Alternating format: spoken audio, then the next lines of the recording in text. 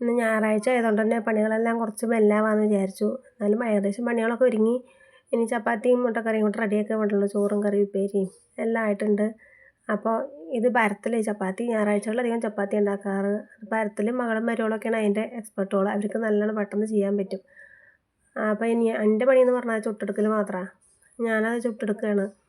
അത് കഴിഞ്ഞാൽ എനിക്കുള്ള കറിയും കൂടെ റെഡിയാക്കണം. അപ്പോൾ അടുപ്പിലാണ് ഞങ്ങൾ അധികം പാചകം ചെയ്യാറ്. വിറക് ഇഷ്ടം പോലെ ഉണ്ട്, അതുകൊണ്ട് തന്നെയാണ് അടുപ്പിൽ ചെയ്യണത്. അപ്പോൾ ഇനി മുട്ടക്കറിയും കൂടെ അതിൻ്റെ മുകളിൽ വെച്ച് റെഡിയാക്കണം. ഉള്ളിലെല്ലാം റെഡിയാക്കിയിട്ട് വന്നു. ഇനി അതിലേക്ക് മുട്ട ഇടും, പിന്നെ കുറച്ച് മല്ലിയിലയും കൂടെ ഇട്ട് കൊടുക്കുക മാത്രമേ വേണ്ടുള്ളൂ. അപ്പോൾ അതും കൂടെ ചെയ്യുന്നുണ്ട്. അപ്പോൾ ഇന്ന് രാവിലത്തെ ചപ്പാത്തിയും മുട്ടക്കറിയും അങ്ങനെ റെഡിയായി. എൻ്റെ വീഡിയോസ് എല്ലാം ഇഷ്ടമാണെങ്കിൽ എല്ലാവരും ലൈക്ക് ഷെയർ സബ്സ്ക്രൈബും ചെയ്യണം.